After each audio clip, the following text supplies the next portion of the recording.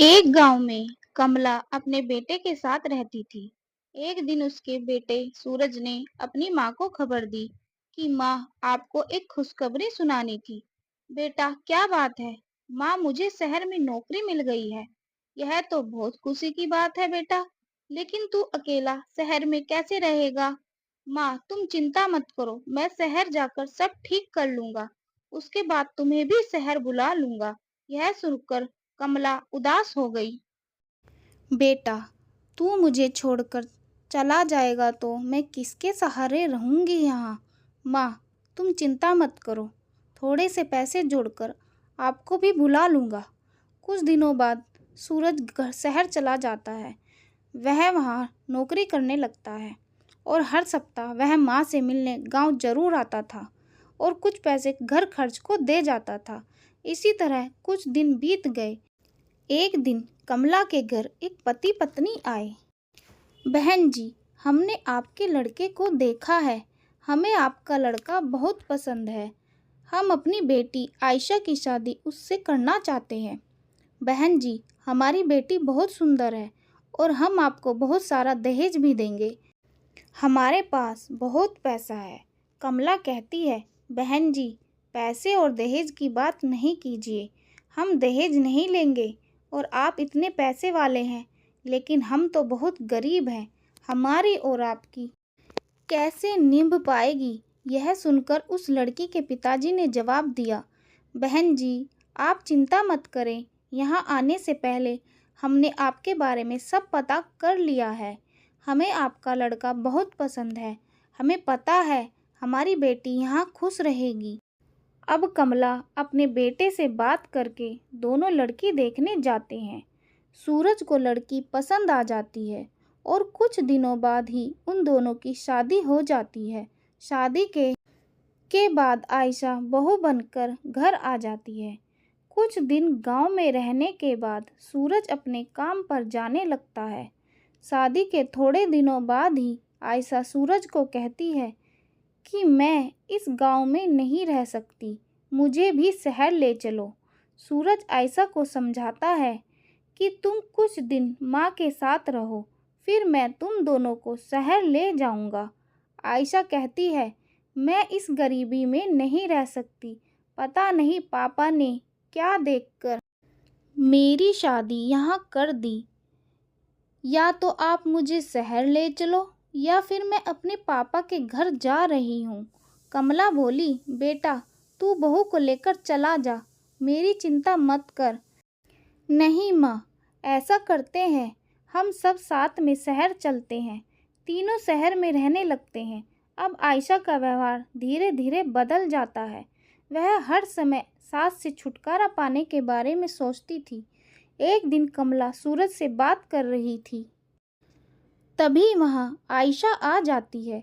हाँ माँ जी, आप भड़का लीजिए उन्हें मेरे खिलाफ।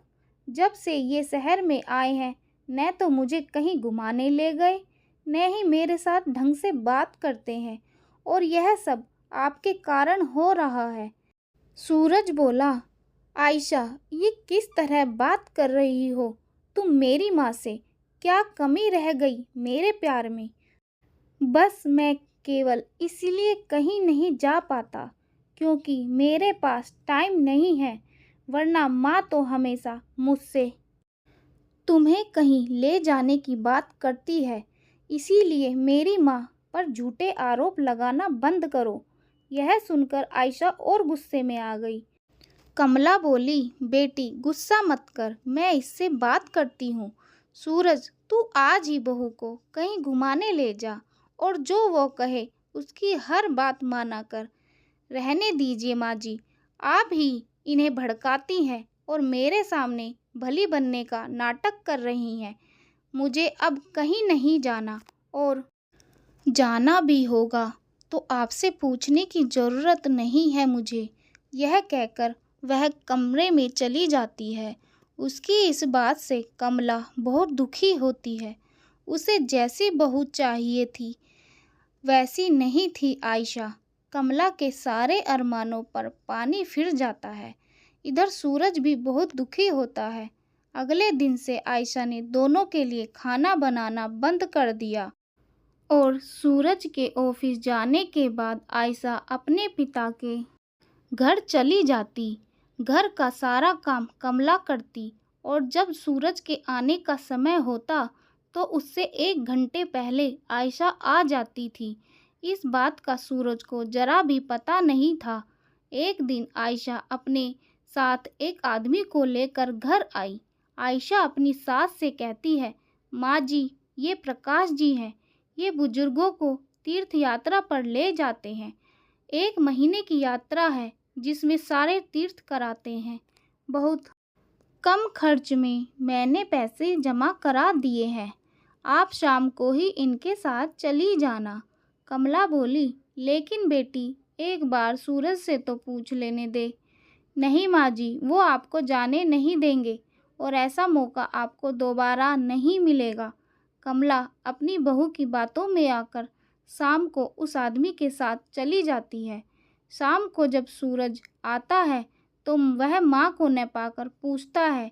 तब आयशा कहती है, माँ जी तो तीर्थ यात्रा पर चली गई। उनके गांव से एक आदमी आया था, वो उन्हें अपने साथ ले गया। सूरज बहुत परेशान हो गया। सूरज बोला, ना माँ के पास फ़ोन है, ना माँ किसी को जानती है, ऐसे कैसे चली गई।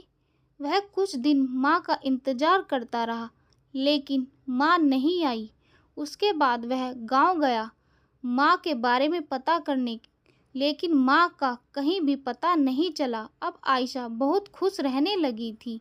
उसके रास्ते का कांटा हमेशा के लिए निकल गया था। इधर वह आदमी कमला को बहुत दूर ले जाकर एक रेलवे स्टेशन पर बैठाकर चला जाता है। कमला को कुछ पता नहीं होता। जब वह सुबह देखती है तो वहाँ कोई नहीं था। कमला घबरा जाती है। वह रास्ता ढूंढने लगती है, लेकिन उसे कहीं कुछ समझ नहीं आता। इधर सूरज अपनी माँ के लिए बहुत परेशान रहने लगता है। वह बीमार पड़ गया। आयशा ने जब यह सब देखा तो वह एक दिन अपने पिताजी के पास गई। पापा जी, जिस आदमी को आपने भेजा था उससे पता करो मेरी सास कहाँ है। उनके बिना तो ये बीमार पड़ गए हैं। बेटी, तेरी सास को छोड़ने के बाद वह आदमी वापस आ रहा था, तब उसका एक्सीडेंट हो गया और वह मर गया, और तब से मैं भी बीमार पड़ा हूँ। बेटी, हमें ऐसा नहीं करना चाहिए था। यह सुनकर आशा रोने लगती है। इधर माँ के गम में सूरज की बीमारी बढ़ती ही जा रही है। माँ के गम में उसने अपने आप को बिल्कुल पागल सा बना लिया है। उसके बचने की कोई उम्मीद नहीं लग रही है। सूरज एक दिन आयशा से कहता है, आयशा, तुम मुझे गांव ले चलो। मैं अपने प्राण अपने घर में त्यागना चाहता हूँ। मेरी अंतिम इच्छा पूरी कर दो। यह सुनकर आयशा रोने लगती है और सूरज को गांव ले जाती है। जब वे अपने घर पहुँचते हैं तो आयशा घर में जाती है तो देखती है कमला घर में खाना बना रही थी। यह देखकर वह अचंभे में आ जाती है। सूरज अपनी माँ को देखकर रोने लगता है। कमला सूरज की हालत देखकर उसे सहारा देकर बैठाती है। माँ, तुम यहाँ कैसे? मैंने तुम्हें कहाँ कहाँ नहीं ढूंढा। बेटा, बहू ने जिस आदमी के साथ मुझे तीर्थ यात्रा पर भेजा था वह धोखा देकर भाग गया। मैं भटकते भटकते किसी तरह गांव पहुंच गई। मेरा शहर में रहना बहू को पसंद नहीं था, इसीलिए मैं यहीं मेहनत मजदूरी करके अपना गुजर बसर करने लगी। लेकिन तूने अपनी ये हालत कैसे बना रखी है? माँ जी, मुझे माफ़ कर दीजिए। आपसे पीछा छुड़ाने के चक्कर में मैं अपनी ही गृहस्थी में आग लगा बैठी। इनका ये हालत है कि डॉक्टर ने जवाब दे दिया। यह सब मेरे पिता ने करवाया था। वे भी बहुत बीमार हैं और वह आदमी एक्सीडेंट में मर गया जिसे मेरे पिताजी ने भेजा था।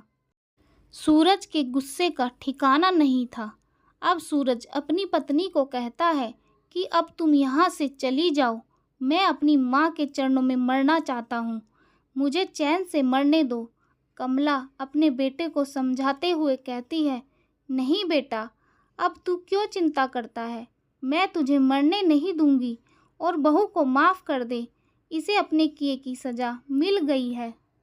उसके बाद सास बहू ने मिलकर दिन रात सूरज की सेवा की, उसे खुश रखने की कोशिश की। माँ का प्यार पाकर सूरज कुछ ही दिनों में बिल्कुल ठीक हो गया। सूरज बोला, माँ, मैं शहर नहीं जाना चाहता, यहीं कुछ काम कर लूँगा।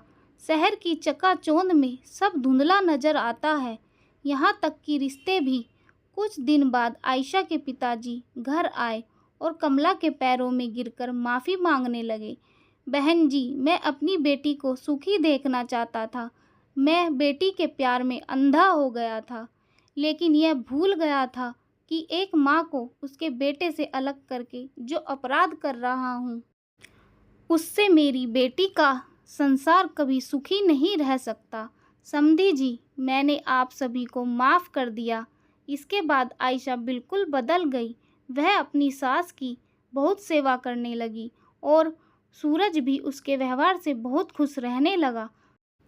तो दोस्तों, आप लोगों को आज की कहानी कैसी लगी कमेंट बॉक्स में लिखकर ज़रूर बताना। और ऐसी ही कहानी सुनने के लिए प्लीज़ हमारे चैनल को सब्सक्राइब ज़रूर कर लेना।